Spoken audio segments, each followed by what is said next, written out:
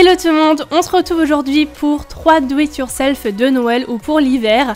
Donc en premier, on va réaliser cette jolie jarre illuminée. Pour tous les do it yourself de cette vidéo, c'est des choses hyper simples et hyper rapides à faire, donc rien de compliqué. Pour ça, vous avez besoin d'une jarre en verre, donc ça peut être un vase, un pot ou une maison jar. Ça c'était quelque chose que j'avais trouvé à Action, je crois même pas 2 €. Avec de la fausse neige, pareil, ça vient aussi de chez Action, ça coûte pas cher du tout. Vous allez mettre de la fausse neige dans le bas de votre jarre. Faites attention parce que c'est très volatile comme vous le voyez. Du coup, protégez votre table avec par exemple comme moi du papier cadeau, c'est ce que j'ai mis. Donc mettez-en sur quelques centimètres, je dirais 4-5, pas plus. Et ensuite vous allez prendre votre guirlande que vous allez mettre à l'intérieur tout simplement. Donc comme c'est une guirlande à LED avec un fil un peu en fer, du coup ça se magne très bien, ça prend la forme et tout. Pareil, j'ai aussi trouvé ça à Action pour quelques euros. Et ensuite je viens mettre un joli ruban doré autour parce que je trouvais que ça manquait un peu de doré. Donc voilà, j'ai fait un petit nœud. Et voilà, c'est déjà terminé. Comme dit, c'est vraiment super facile et très rapide à faire. Ça peut autant servir de déco intérieure que extérieure, hein, pourquoi pas. Donc voilà ce que ça donne pour le premier.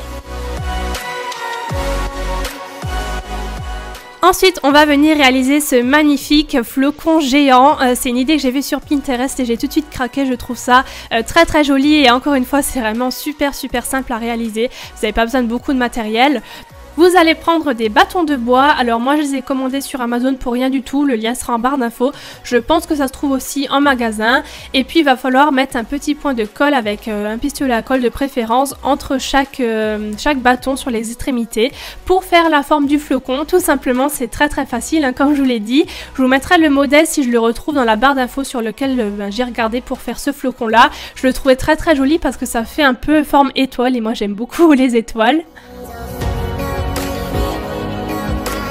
Ensuite, on prend de la peinture en spray. Moi, j'ai choisi de la peinture dorée, mais prenez ce que vous voulez. Et j'ai bombé tout mon flocon. La bombe de peinture, si ça vous intéresse, je l'ai trouvée chez Cora, je crois. Enfin, voilà, ça se trouve un peu partout, hein, maintenant.